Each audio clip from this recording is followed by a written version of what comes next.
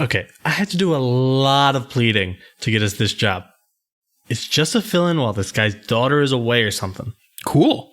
So we're like magician's assistants. I think we're apprentices. I'll be honest, I don't really know. But for a one-night show, we're making a bunch of money. What are you reading there? It's called The Book of Magic. Some dude in a trench coat dropped it outside the dive bar I like. His cigarettes smelled kind of funny. But you know what? I thought it'd be good to read up on the new craft. I don't think we should mess with magic, Dan. We really don't have a good track record with fooling around with the dark forces. We'll be fine. This one looks kind of cool. Tell me what you think it means. Klaatu Verada Nectarine? Nectu? Sounds harmless enough.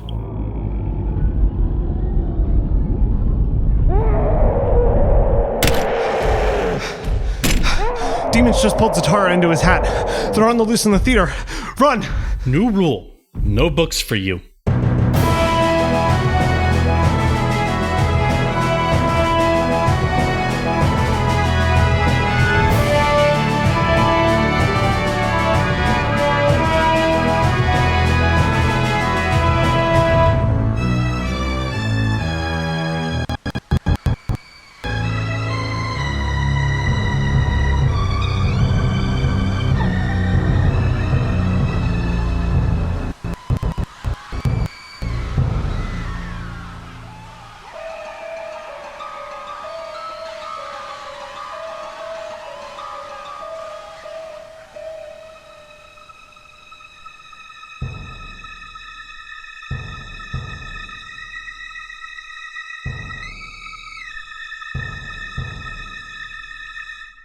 It's a bat.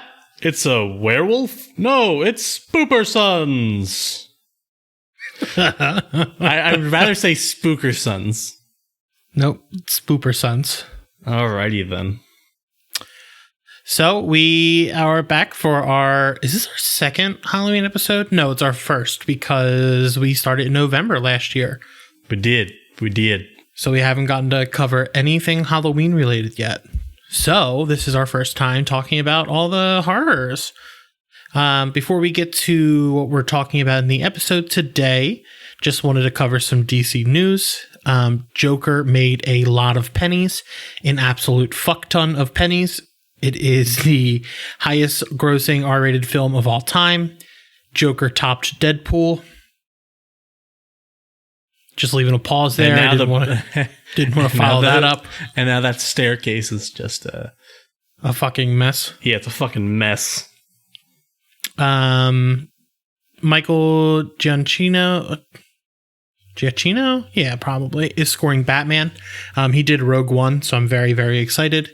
Zoe Kravitz is Catwoman, and Paul Dano is the Riddler. So... got a lot of people in this Batman movie so far, and should be pretty good. I'm actually super excited. Yeah. Like, from what we've heard, it's going to be The Long Halloween, which is a very long book. Very good. It's a very long Halloween. Yeah, some would call it that. And then Joker has an absolute fuck ton of teeth in that book, too. That is a nightmare. Yeah. Now, just saying that, I can see it. Is it, it's Tim Sale and Loeb, right? Yep. That did that. He draws a really scary Joker. I must have said Logan. Yeah. He's probably drawn Logan. He also, like, in the sequel book of it, he drew a very, very, like, pint-sized Dick Grayson. Oh, yeah. Dick isn't in the first one, is he? No. So, this episode is... about Halloween and one of the annual Halloween specials. DC has been doing these incredible seasonal specials that are probably my favorite thing they're doing right now. It gives them a chance to let a lot of different writers and creative teams get together, which is incredible. It is a lot of talent that you don't see on ongoing books, so I'm very excited to talk about all of these today. Jake, you aren't the biggest horror movie fan? Nah. But that's because I'm so desensitized to it because of you. Right. It's not really about the desensitization to it. It's more about Like, I don't know. Horror is a reflection of the world around it. So like in the 80s, it was a huge thing. Like slashers and all that stuff got really big because of the Reagan era and living in a world with a human piece of shit. And recently we have been seeing all the serial killers. Yeah, a lot of bad stuff going on. And then a resurgence of horror films has happened recently. There's been a lot of really great ones because it's a reflection of the world around it. But today we are covering... Well, I have been trying to get into horror. I'm trying to understand it because I don't get it. It's never done anything for me. Well, today we're covering the Cursed Comics Cavalcade. Oh, that was a hard one. We also didn't write that on the script at all. Did we? No. But this time we did include the editors. We did. But there is a lot of characters in this story. So it's more like 3 or 4 page one-shots about different characters who don't usually get a spotlight. And then including like, you always got to have a Batman, Superman, and Wonder Woman story in everything you do. But a lot of these specials are like blow your socks off good. So we still talk about the Dog Days of Summer special. Yeah, that one's this one's one of my favorites. I've honestly loved them all. The Valentine's Day ones are always incredible. I think I've only read the one that came out right after the New 52. It's been a while since I've read any of the Valentine's Day one. The Nuclear Winter one last year was awesome. Oh yeah, that was fun. There was the Batman 666 in that one. So I'm actually going to let Man Bat Wings. Yeah, I'm going to let Jake read all of the character descriptions in this because he wrote them. Well, there's one that's, it's pretty good. Yeah, no, that's why I want you to read them because they're hilarious. Swamp Thing, also known as Alec Collins, who is a biochemist and champion of the green. So the green is one of 3 forces. No, there's more than 3. 3 big ones. I know there's the blue and all those ones, but they don't matter. So there's the red, the green, and the rot. So the green is all living things, like plants and stuff like that. All like the floral stuff like that. And then red is all animals, people. Yeah, fauna. That's the word I was looking for. And then the rot is death. I'm going to read the character names, Jake, and you do the rest. All right. Batman. Bruce Wayne is a billionaire philanthropist, and, who doesn't know Batman? Wonder Woman. You didn't want to do it. I thought you were doing it. No, that was for you. Well, we lost it. We did lose it. Guys, Dan wanted to do a little thing early on in the podcast where anytime we admit that Bruce Wayne is Batman, he was going to say, wait, Bruce Wayne is Batman? And I set it up for him, but he didn't do it. Well, Jake was supposed to read the character descriptions, but... I did this for you. That one's not even... The best ones are later. Oh, yeah, no. All right. Wonder Woman. Amazon warrior, Amazonian princess, Greek god, all badass. Guy Gardner. A ring-slinging smartass with a heart of gold. I am still not over his song in Young Justice. He sings about his ass. Yep. Fuck. Guy Gardner is one of the greatest things that's ever happened. Etrigan the Demon. Likes to rhyme and can do it anytime unless he's Jason Blood. What is his rhyme? Be gone, the form of man, and rise the demon Etrigan? Gone, the form of man. Yeah, something like that. It's not be gone. It's gone, the form of man. Mm-hmm. Okay. There's an issue of, I want to say it's 6-pack, where he starts rapping. Him and the Phantom Stranger rap. Or is it the Spectre? It's the Spectre. Yeah, I think it's the Spectre. Superman. The most down-to-earth, godlike being to ever land in Kansas. Green Arrow. An archer with a penchant for wearing green, can afford other colors, and Dan wrote this, king of flashbacks. Because even in this, he has a flashback. Yeah, he does. Black Lightning. Educator and electrocutioner. Electrocutor. I really love that one. Educator and electrocutor. Bagnighting's back. Katana. The slicing and dicing taker of souls. Also in the Oscar award-winning Suicide Squad for like 30 seconds. Robin. Damian Wayne has many furry friends.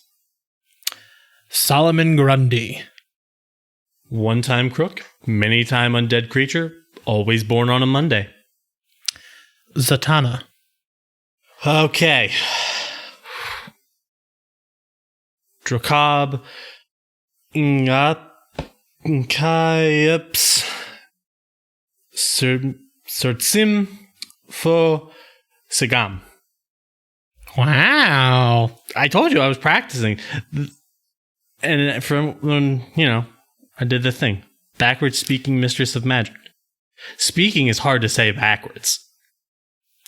So, the big theme of this episode is Halloween. We just wanted to do a special because we love these things and I really love horror movies. So you didn't like my description for that one? Oh. Which one? Shit your pants hard, JK Halloween, or A, you like Halloween? Hey, you like Halloween? So let's get to why we chose this one. Spoopy. So we're going to treat this episode like we treated Action Comics 1000. We'll do the teams before we do the story.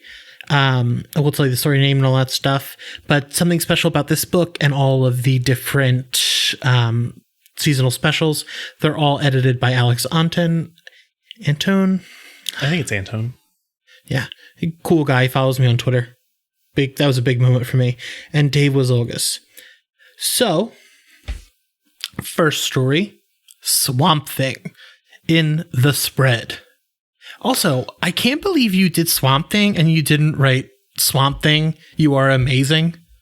I told you. I didn't want to. I was trying to make it ominous. Swamp Thing. We're gonna get struck with copyright. They didn't, so we won't. You right. Our story opens with Erin Wagner. I'm just going to say Wagner because that's how I know the Wagner last name. Awakening in a forest with no idea of how she arrived there. She stumbles upon her dog who suddenly starts to break apart into a monstrous plant monster as the green lashes out at her. Hold on. Monstrous plant monster. Yeah, I wrote this pretty quick this morning. Yeah, I took my time this time. Except on one of them. Yeah, I'm working on the biggest comic book of all time right now. So my brain's a little fried with all things comics. That's fair. That's not fair. Where was I? Turns out that Dr. Wagner is trapped in the green inside herself. Swamp Thing appears in her lab before leaping into her body, Honey, I Shrunk the Kid style. I don't know if they ever jumped into a human body, but that's what I think about. So he goes back into her body to change all of her blood cells. Now that you said fungus. this, now I'm only thinking about Aquaman and the Atom. Where they go into Batman's body. Yeah. Turns out she was working on a genetically modified yeast that would turn human cells to plant fiber to survive on sunlight alone. And then she tested on herself. It all went wrong, and eventually it would become a mutant virus in her body once her body made the antibodies, which would take and make all plants into flesh and trees into bones, which is horrifying. The red would swallow the green. So Swamp Thing actually intervened to not save her, but rather to save us from her. That was a fun one. The art was very reminiscent of like old Swamp Thing and not like New 52 style artwork. God, it is such a colorful thing, and until like one page where it's just kind of drab. But I just enjoy that's the real world. Yeah, the real world is very drab, and I just love the colors. I love Swamp Thing. I'm really I didn't say who it was written by. What a piece of shit me. The writer was friend of the show, Tim Seeley. Yeah. Art was by Kyle Hotz. The colors were by Placencia. And letters were done by Steve Wands. You're up. Batman in Gorehound. Written by Gary Dauberman. Art by Riccardo Federici. Colors by Sonny Go. Right? What does it sound? Yeah, go. Letters by Steve Wands. Wands. You got it. I know, but I said wand. Fog covers the night at the Gotham Woods camp, where all the counselors have been killed and set up by a flickering fire. And the narration goes, "He's coming for you. He only comes out at night. He wears a mask." As a woman is on the floor being tracked by a masked man with a machete, surrounded by the blood of the camp counselors in the main hall. In his narration, Batman explains the Gorehound is a killer who sets up scenes from horror movies, but that ends tonight, as the Cape Crusader finds the masked man and woman. But something isn't right with the man, as the machete is bound to his hand. The man is tripped by a wire and unmasked by Batman, who already knew this man was not what he was shown to be. What is underneath the mask only confirms his suspicions, as this man is the victim, who is gagged and masked. The victim pleads with the Bat that he was not the perpetrator, but the Bat already knows this, and catches Gorehound, revealed to be the girl who wanted to be the final girl, the one who got away from the masked monster, described in the beginning of the story. That beginning narration, that monster is Batman. But it's alright, as the Bat tells her that she'll like her new home, as he hears it's haunted. It is Arkham Asylum. I love this one because of the horror movie tropes in the beginning, like how they show the different, like the camp counselor, all that kind of stuff.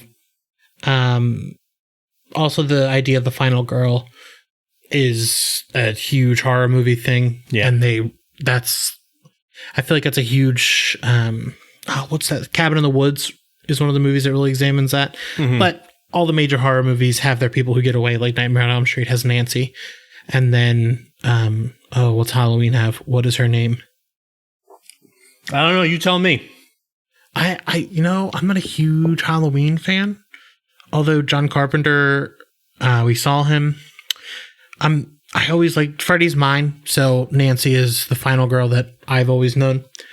But next up is Wonder Woman in Siren Song. Wonder Woman! Writer Vita Ayala. Artist Victor Ibans.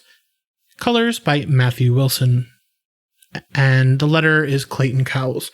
Clayton, he pretty much letters a ton. Yeah, no, there's a lot of reoccurring ones, especially in this. And then there's the next story has that name that I always struggle with. Is it Tom Napolitano?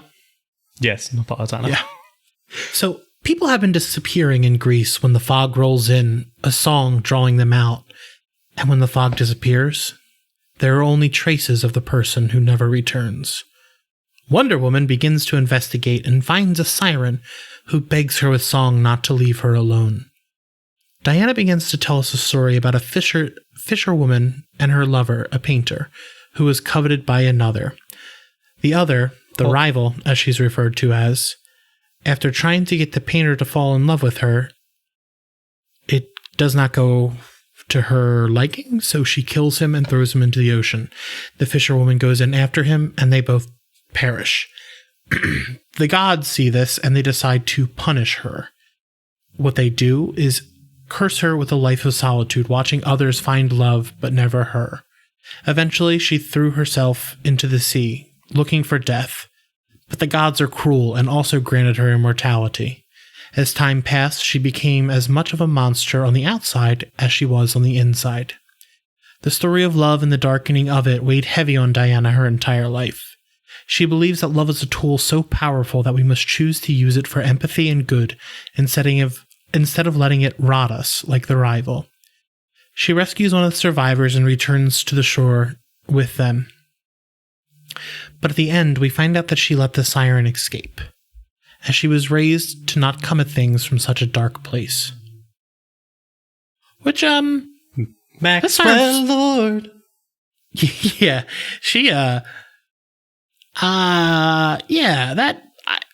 siren's gonna kill other people, right? Yeah.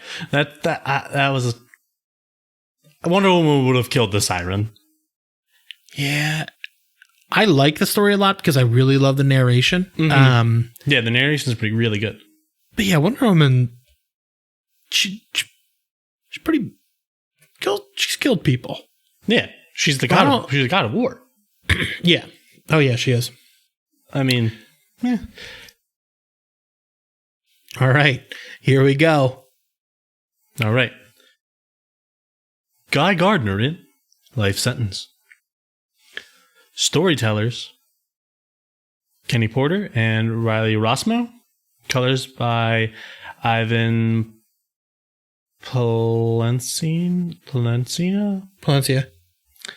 And letters by Tom Napolitano. Where is our ill-mannered space cop, you may be wondering? At an Earth-themed planet. Oh, fuck me, I said it wrong. I'm going to start over. You get one chance. One chance to say it again? Yeah, you got to go again. Yep. Where is our ill-mannered space cop, you may be wondering? At an Earth-themed resort planet on vacation. Until Selak calls him into action to stop a prison cruiser from crashing to the planet.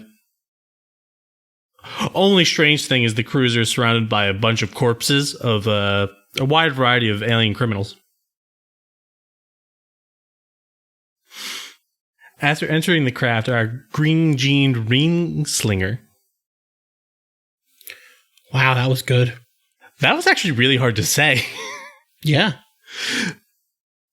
Is set upon by undead prisoners who all speak the word home in some shape or form.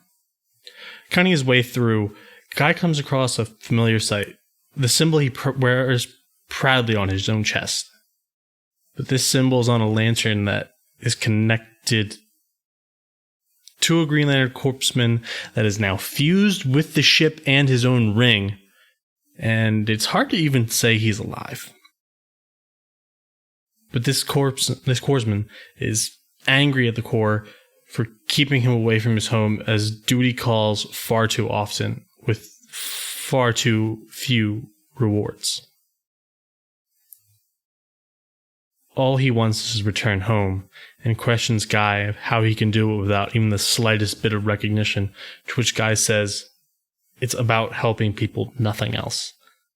The man-machine ring hybrid decides Guy is right and self-destructs, destroying instead of destroying part of his own home. In the wreckage, where there is nothing but Guy, a ring, and a skull, the ring flies off to find a new lantern as Guy is called into duty to take on some pirates, but he's clearly shaken from his last interaction.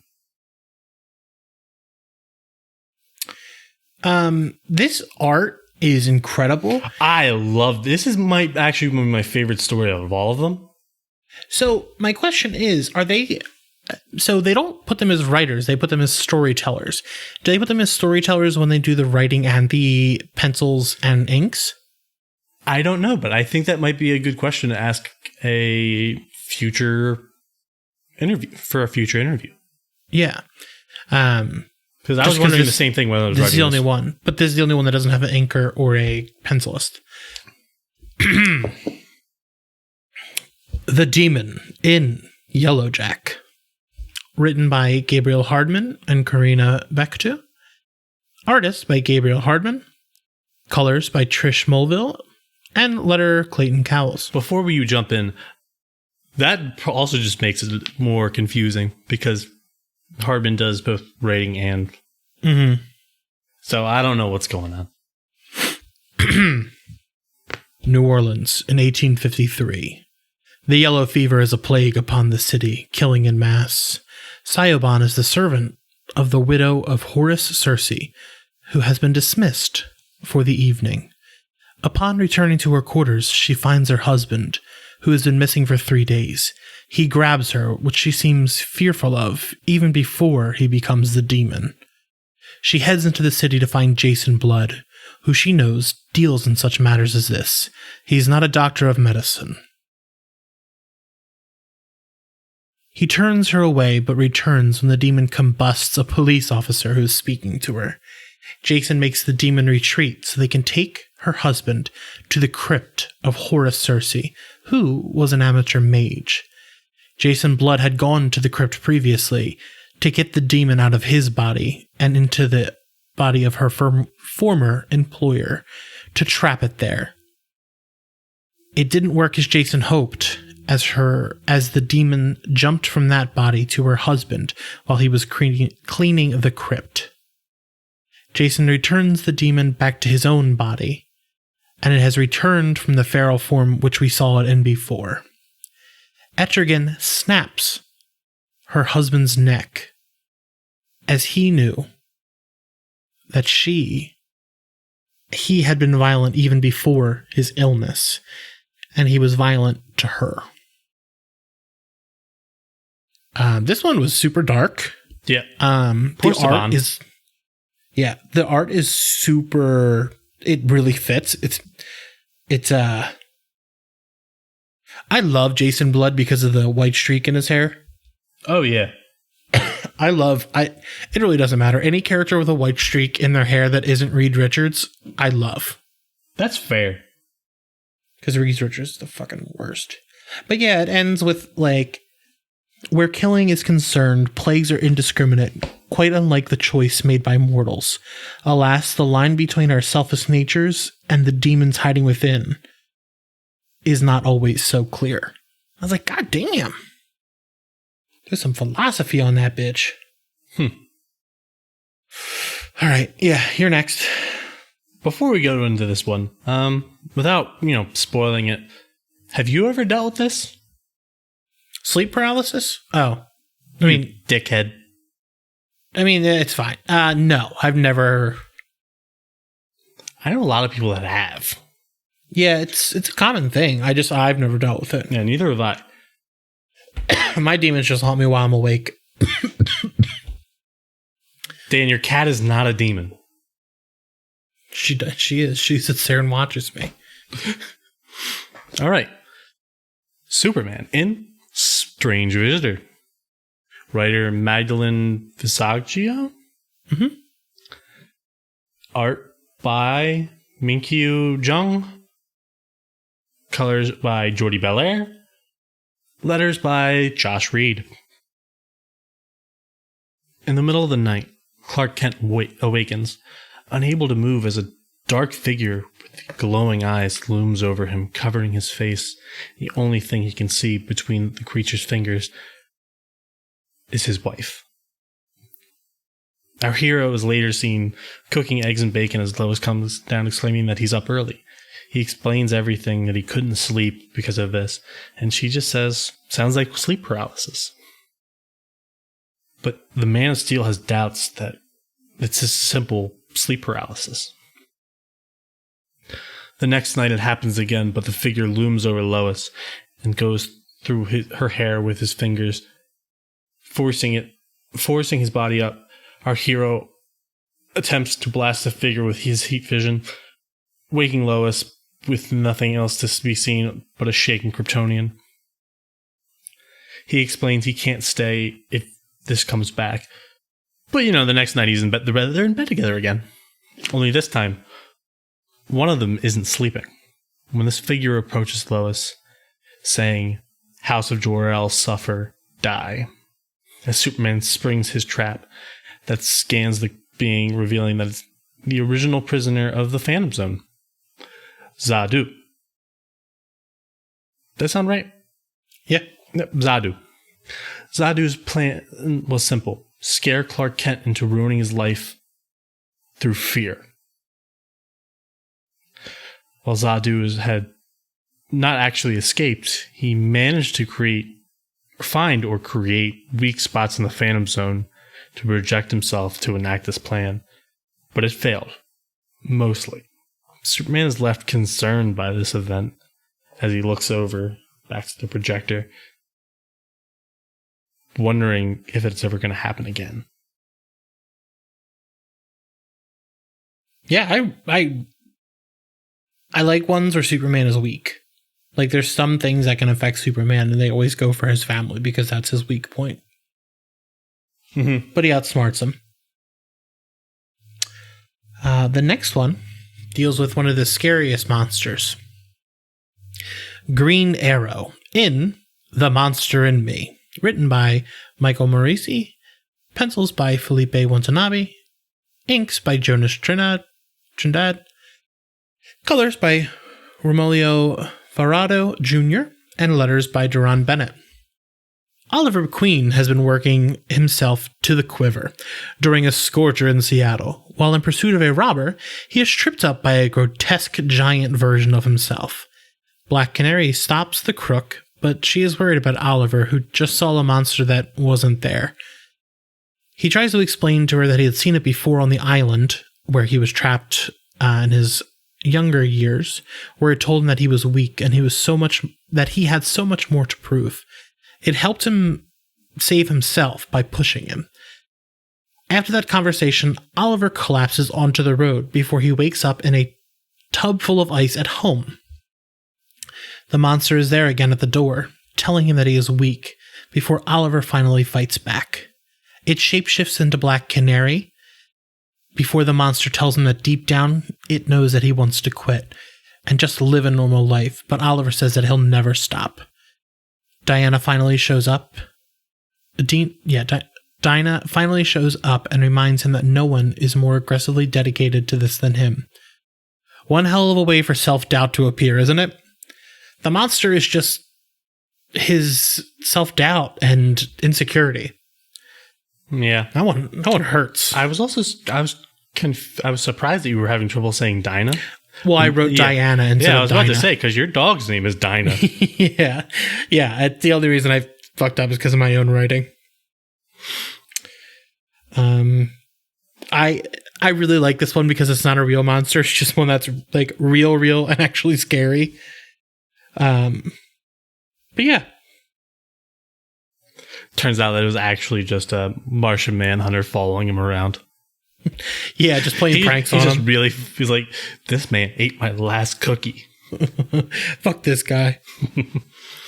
All right. Black Lightning and Katana in Mercy Killing. Written by Brian Hill. Art by Dexter Soy. Colors by Veronica Gandini. Letters by Carlos Mangual. Mm-hmm.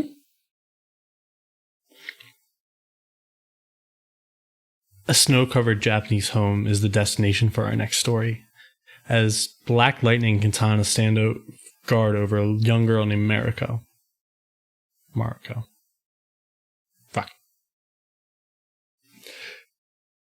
The young girl is afraid of the dark, as the demon will get her if she's seen in the dark, as she's been twice visited by this demon that has her and Katana worried. Lightning, not knowing much about Japanese culture, still understands children, so he makes the young girl a light made from his lightning. The outsiders talk as Lightning is a little out of his depth on demons, especially with the demon mother that takes children, which may or may not be the one that has caused multiple children in the area to go missing. Lightning says that Katana probably would have been better off contacting John Constantine, who Katana says should never be around the innocent, but a teacher like Jefferson? That's a no-brainer.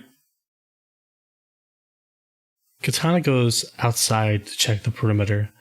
As if on cue, the demon mother appears before Lightning, asking if he thinks she's pretty, with her big old venom teeth and tongue.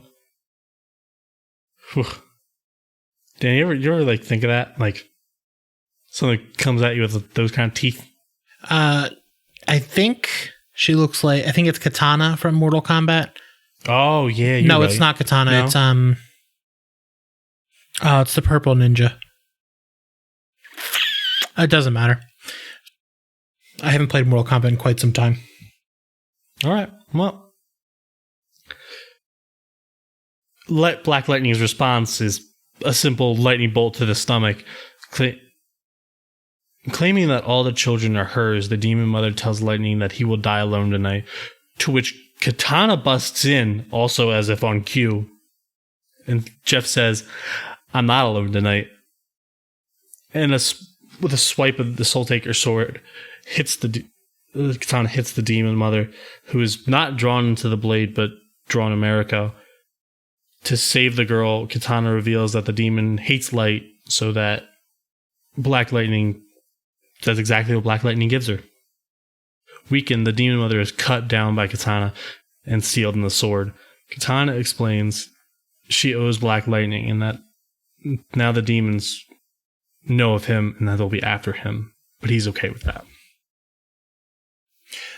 It's Melina, and are they the outsiders at this point? Melina from Mortal Kombat. Oh, okay. What to say? Because Brian Hill did end up writing Batman and the Outsiders, but I don't think they were technically the Outsiders yet. Who knows with this timeline anymore? Yeah, but I think it's interesting that he wrote this now he's writing Batman and the Outsiders. Yeah, this felt more... It just felt like a regular Yeah, it story. felt like a regular story. It didn't feel really spooky. Yeah. It's good. It's good. But this could have been drawn out a little longer into its own issue. Yeah, it could have been an issue of The Outsiders, really. Yeah. So, next up is the unlikely dynamic duo. Another one of my favorites of this. Robin and Solomon Grundy in The Devil You Know. Writer, Dave Ozilgas. Artist, Christian Deuce. Colors by Romulo Farado Jr. and letter, Tom Napolitano, and then editor Alex Untone. He's specifically mentioned on the page. Our scene opens with Damien riding Grundy like a bucking bronco, as he's been running around all of Gotham City screaming 3 names in every neighborhood all night. It turns out that Grundy hasn't really hurt anybody or done anything wrong. Grundy starts crying and says that he needs help, which is very unlike Grundy. Well, Grundy changes a lot from every time he's revived. It's interesting. So it turns out he's looking for his family. Robin agrees to help him, but he kind of gets a little brash. He's like, I'm going to beat you, Grundy, unless you tell me the truth. Grundy starts to tell him the story about this demon who'd been torturing him. And Grundy gets a little bit emotional and takes a swing at Robin, thinking that he is with this demon, and he calls Robin Little Demon Boy. But Damien apologizes for being so brash and says that he just wants to help him. Grundy has taken in 3 runaways who he had protected, and they loved each other. They fed him, and he protected them. He was being a good person. So he tells Robin a little bit more about the demon and said he broke off one of the horns. The horn is on the floor, and it's actually a pig ear, because it turns out the demon is Professor Pig, who plans to turn these girls into Dolatrons. Robin swears that he will save them from Pig no matter what, and he understands that Grundy is afraid. He understands that he doesn't want them to get hurt, but Robin won't let that happen. Robin realizes that the only place that he could be doing this is the cosmetics factory, where Pig is actually holding them. Once Robin gets into the facility, Pig actually gets the drop on him, and the Dolatrons have him ready to hurt. Then Grundy smashes through the window in his glorious Batman style. They both shock Pig unconscious as Robin quips, "Pig roast." That's my favorite line in the whole collection. What happens next is why Damien is my favorite Robin. Grundy gets down on his eye level and says, "No one ever helped Grundy. You did. You listen. You not demon boy." And he says that he won't forget it. but due to Grundy's nature, he will forget. But Damien says that he hopes he doesn't. That hit me where it lives. This one, this blew me away. Like this, I read this when it came out, and this is the story that like sold the entire collection to me, because not only is Damien written perfectly, Grundy is written with such, like, you have such empathy for him, and you just want him to find these girls who he's been just like fostering. And then Pig is written so sassy. At one point he says, "Don't worry, girls, I'll start intermittent fasting, join CrossFit, and be the perfect man you brag to your friends about." Pig is such he's a Grant Morrison character, but he's such a weird, sometimes he's like this operatic weirdo, and sometimes he's just sassy, but all of those fit the character. He's just so fucking out there. His whole thing is about looking perfect and things like that. In this story, like, he is wild. Oh yeah, Pig is great. But the Damien, I love Damien so much. This was a great story. It sells why Damien is the best Robin, because he learned from Dick to listen and actually care about people, while Bruce would just beat up Grundy and not ever follow through and find out what's actually wrong. Damien's like, wait, there is something wrong. Let's talk about it and I'll help you. Despite Grundy being a bad guy. I love this story so much, and I think Dave has only written one other story. I think it was in a Valentine's Day special. And it's about Green Arrow. And like no writer catches. You mean he hasn't written another story about from this point, right? Because this was what? I think this is his first. So I think this was 2 years ago, but that doesn't matter. He wrote a Green Arrow story set in the future, and like nobody catches, I want to say, interpersonal relationships and love.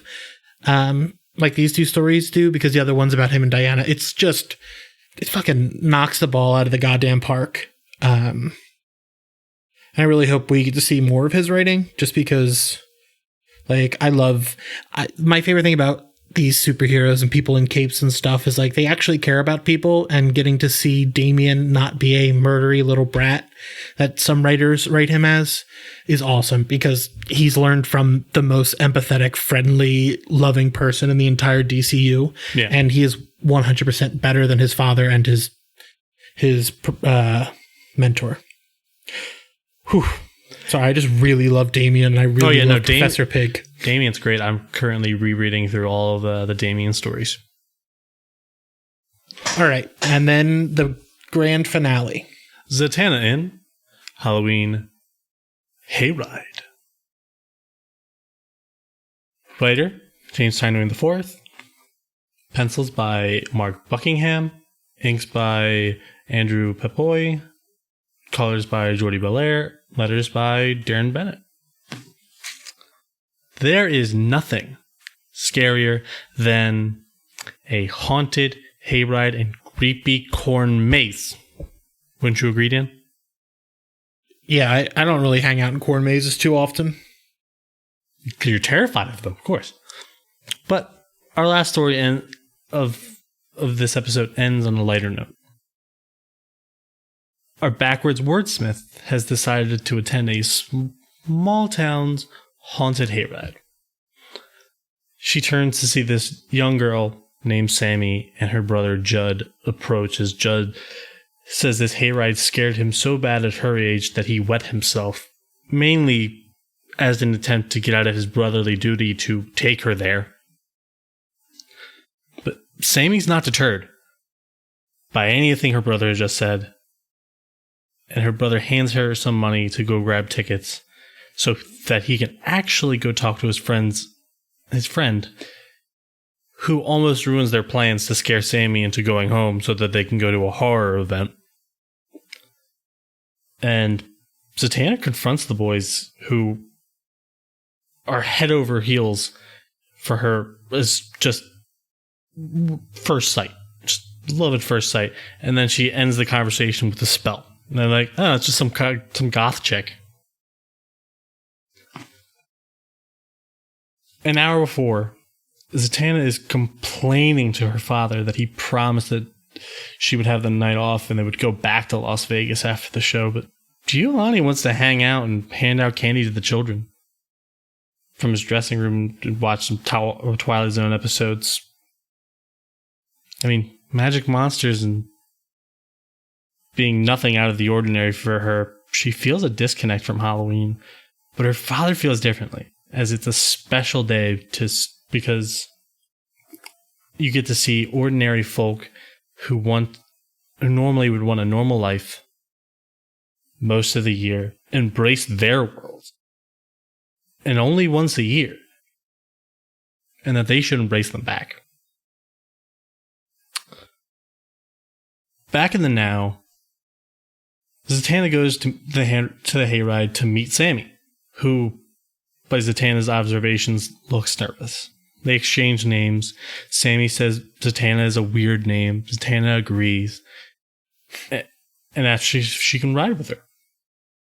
Through the power of a few magic words, the wagon starts moving, and Sammy's a little put off by this, saying her brother was going to come, but little does she know her brother's in the hay fiddling with his mask. The masks are brought to life by Zatanna, scaring the boys. Sammy hears their screams and is also scared by that. Assured that the noise was just from the speakers, Sammy closes her eyes and holds on to Zatanna, while she expresses that she wants to show them that she was brave enough to ride this. Zatanna tells her to picture something in her head, something that she wants to see, which for Sammy is not too spooky, but just a little scary. With a reverse word to make it real, it all comes to life, and she has Sammy open her eyes. We see jack-o'-lantern scarecrows, skeletons, sheet ghosts, a witch with a little black cat, which is also what Sammy's costume is. And Sammy's enjoying herself. Her brother and his friend, however, are scared to the point of tears, which Sammy points out. Just after pleading to get on the hayride, the brothers note that the production value of the ride has gone up since they were kids. Zatara watches his daughter from his crystal ball, proud that she's embraced the fun of the day with mundane folk. So, in this story, throughout the entire thing, in the hamburgers, what is the edge of the page? What do you call that? I want to say the wings, but there's a name for the sides of the page. I should know this because I've worked on things like this. But the margins, the borders, the margins, the gutters. The margins. That's it, the margins. So in the margins the entire time are these like pumpkins, skeletons, and little ghosts. And when Zatanna makes them all real. It's exactly all of Zatanna's, of Sammy's, what Sammy wanted to see. Right, so it's all in the sides before that page, but in that page they all come into the panels themselves. It's a really cool visual. Like, it's really, really cool. And at the end of the entire issue, on the back of the book, is a DC logo, but it's a pumpkin. I really like that. That is nice. Clearly, my favorite story was the Damien one. Jake? I have three favorites. It's the Guy one, the Damien one, and the Zatanna one. And then my favorite moment was the Damien and Grundy on the same eye level. Because I think it says a lot about both of their characters. Yeah. I can agree with that. And then my favorite quote was, "I'm saving us from her," from Swamp Thing. Because like that's not normally what you see in a superhero story. And then, what's your favorite quote? My favorite quote. I think it's the last thing that Damien says. Oh, the remember thing? Yeah. Normally we give you some suggestions on what to read, but because it's Halloween, I'm going to give you some of my favorite horror movies so that you should watch. Jake, do you have any that you would suggest? Horror movies? Yeah. Horror movies. No. Okay, so I've got a couple. So, Nightmare on Elm Street 3, The Dream Warriors. That is my favorite horror movie of all time. I assume you've already watched it 5 times this month? I haven't watched it once this month. That's uncommon for you. Yeah, I'm going to watch it Wednesday night. I usually watch it like nonstop, but I've just been so busy that I don't really have a chance to watch things. I also started this horror movie documentary turns out it's 4 hours long. But it's about like the 80s and all that stuff. But so Nightmare on Elm Street 3, The Dream Warriors, Killer Clowns from Outer Space, Hereditary, Scream is a really good meta narrative one. I won't say Gremlins because Gremlins is a Christmas movie. Damn right it is. But yeah, Killer Clowns from Outer Space and Nightmare on Elm Street 3 have killer songs. Dream Warriors by Dokken and Killer Clowns from Outer Space by the Dickies. So they're also big Halloween moods. And then the new It. I really like the new It. Less of a horror movie, more of a blockbuster. I really love just anything. There's a lot of weird ones. But if I'm gonna say one that describes my personality, it's Nightmare on Elm Street 3, The Dream Warriors. So you can find us at Twitter at DC Supersons. You can find us on Instagram at SupersonsPod. You can find us online at supersonspod.com. You can support our show at patreon.com/supersons. Is there anything else? Dan really loves the Monster Mash. I fucking love the Monster Mash. Last year it was my number 1 played song on my Spotify. It's not even because I really just think it's a fun song. I was working in my lab late one night. What if I just did the whole Monster Mash? I know you could. Yeah, so our next couple of episodes are going to be a lot. The next episode is we're watching The Watchmen. Not actually watching The Watchmen, we're reading it. I'm not going to watch the movie again because it's like panel for panel, so the tomato. And we have our friend Sam on from The Beat. And then we have an interview with a colorist who is an absolute delight. And then our anniversary episode, which is we've done something for a whole year and we have not had one episode late.